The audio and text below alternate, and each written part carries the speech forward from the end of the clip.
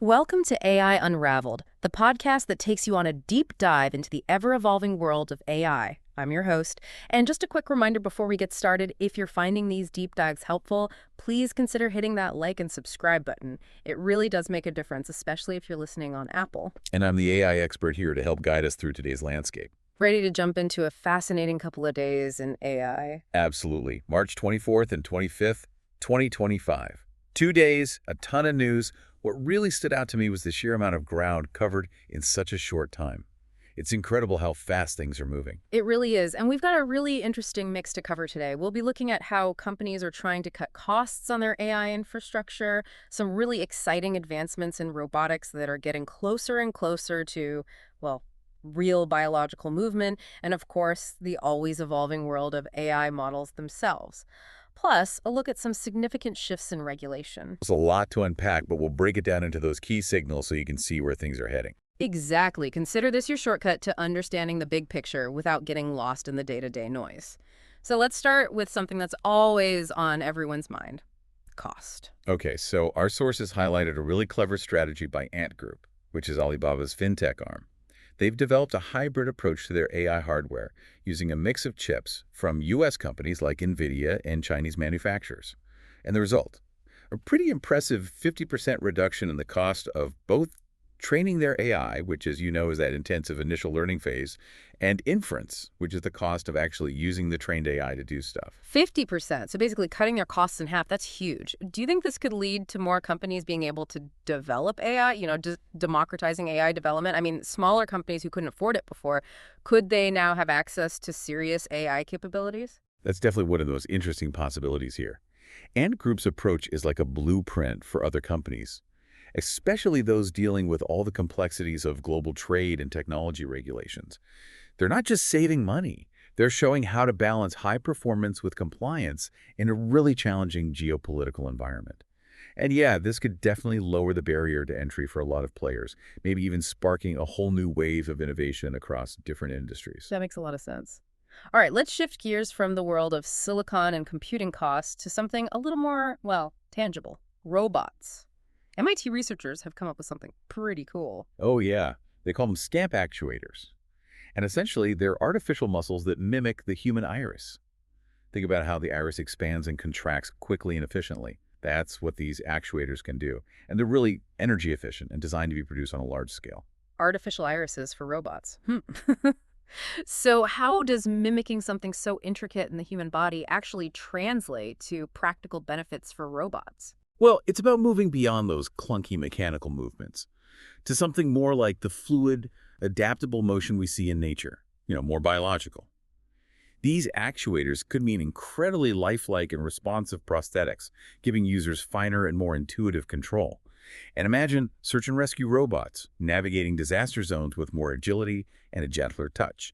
It could be a game changer in delicate situations. So basically, we're talking about robots that can interact with the world and us in a more natural way, whether it's in healthcare, warehouses, or even our homes. That's incredible. And speaking of more capable robots, it sounds like China is making some serious moves in humanoid robots. Definitely. Agibot, a company based in Shanghai, is aiming to produce 5,000 humanoid robots in 2025. They're directly challenging Tesla's Optimus project, and they're getting a lot of support, both in terms of investment and from the government. Their focus is on practical applications in industry and services, so robots for manufacturing, logistics, maybe even healthcare support. So not just impressive demos, but robots actually working in the real world. What does this increased competition mean for, well, how quickly we'll see these kinds of robots everywhere? That's a great question. This really highlights the global race for advanced robotics. China's strong push could mean we see these robots much sooner than we thought. For our listeners, this could mean changes in a lot of industries: how things are manufactured, how goods are moved around, even the kind of care you might receive in a hospital. Wow. It's a lot to think about. And on that note, we also saw Alibaba unveil an AI model called LHM, which can create animated 3D avatars from just a single image. That seems like another interesting development in their overall AI strategy, especially when it comes to visual stuff. Absolutely. It seems they are really investing heavily in all areas of AI. Speaking of AI and how it's used, Dallas is aiming to become a model city for AI adoption. That's a pretty ambitious goal. Yeah, it is. Dallas City Manager Kim Tolbert has said they want to lead the way in how cities use AI. They're already using it in a few areas, like automating some of those boring administrative tasks to free up city workers, making city services more efficient for residents, and even exploring ways to enhance public safety. That all sounds promising, especially in terms of efficiency and better services for people. But taking a step back, what's the bigger picture here? What does it mean for a city like Dallas to embrace AI so wholeheartedly? Well, Dallas could become a real-world example, a blueprint for how other cities can integrate AI into their planning and management. Their successes and even their failures will be valuable lessons for cities around the world that are trying to modernize and improve their services. It's a fascinating experiment in smart governance in action. It really is. All right, let's move from citywide AI initiatives to something a little more focused on the digital world. Cybersecurity. Microsoft has launched something called Security Copilot. What is that? Some kind of high-tech assistant for cybersecurity professionals. Exactly. It's a set of AI-powered tools designed to help cybersecurity teams do their jobs better. It's built on OpenAI's GPT models, combined with Microsoft's knowledge of cyber threats. The goal is to help security teams spot threats faster, understand those threats more deeply, and then respond more quickly and efficiently.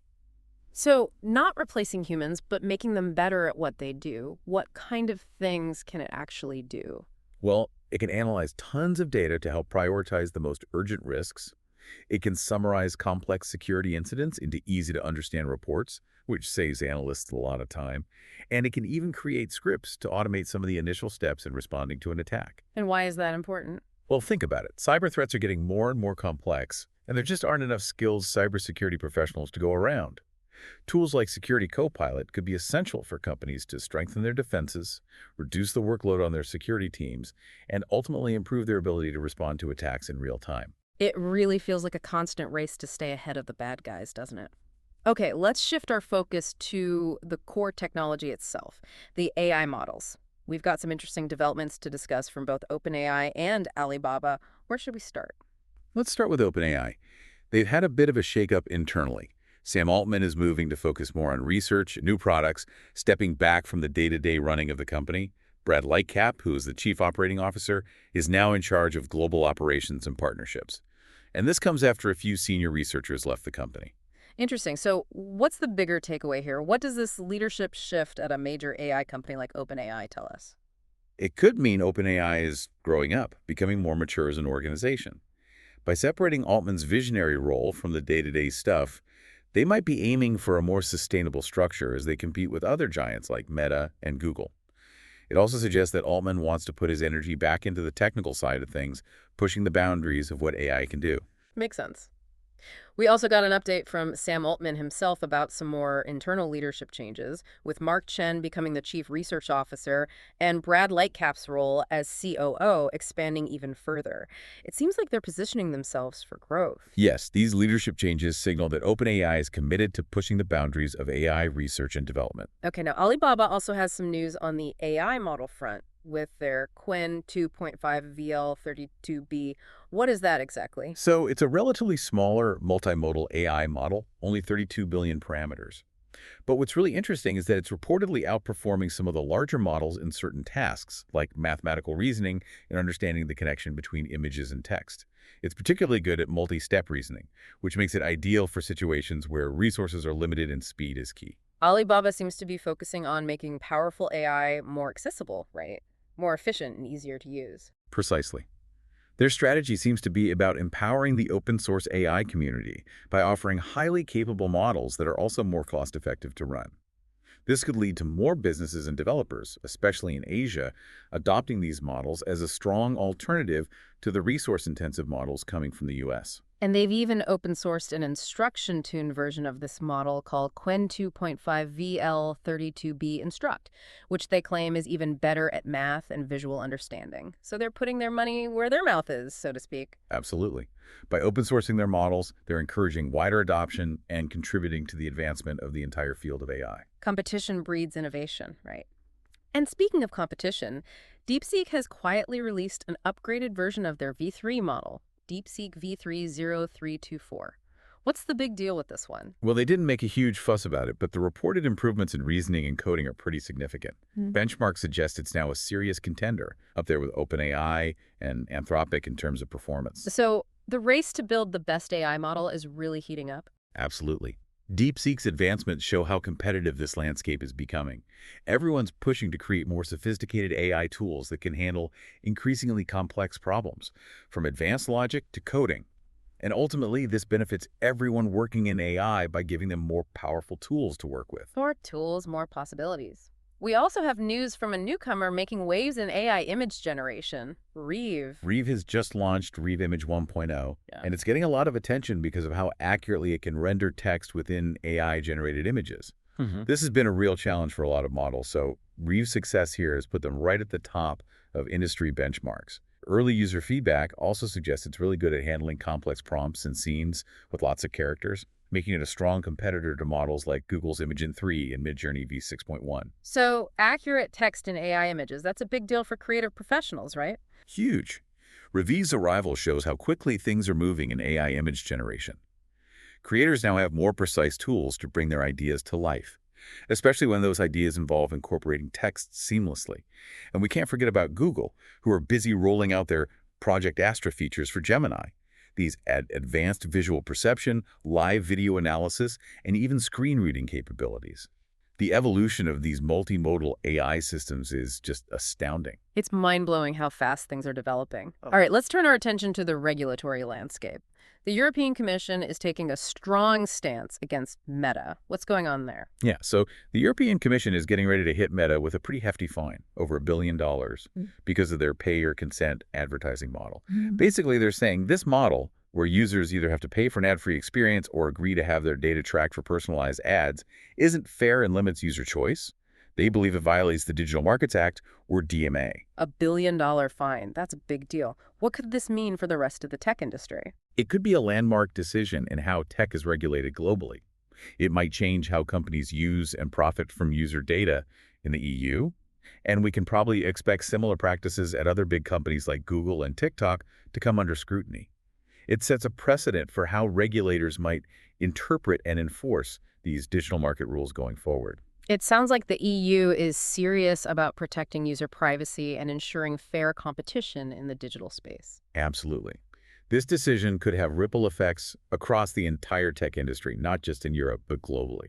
Speaking of big tech, we have Alibaba's chairman, Joe Tsai, voicing concerns about a potential bubble in AI data center construction. That's an interesting take, coming from someone so involved in tech. Right. He was speaking at an investment summit, and he basically said that the rapid growth of AI data centers might be outpacing the actual demand for AI computing power. He's calling for a more measured approach to investing in this infrastructure. Don't just build for the sake of building, make sure the demand is there. So he's worried we might be overinvesting in AI infrastructure, which could lead to wasted resources if the demand doesn't catch up. That's the gist of it.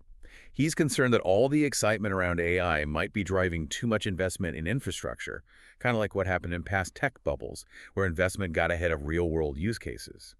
He's urging investors to be cautious and make sure the growth of data centers is actually driven by real needs and practical AI applications. It's a valid concern. It's important to ensure that the infrastructure development is aligned with the actual growth and adoption of AI technologies. Absolutely.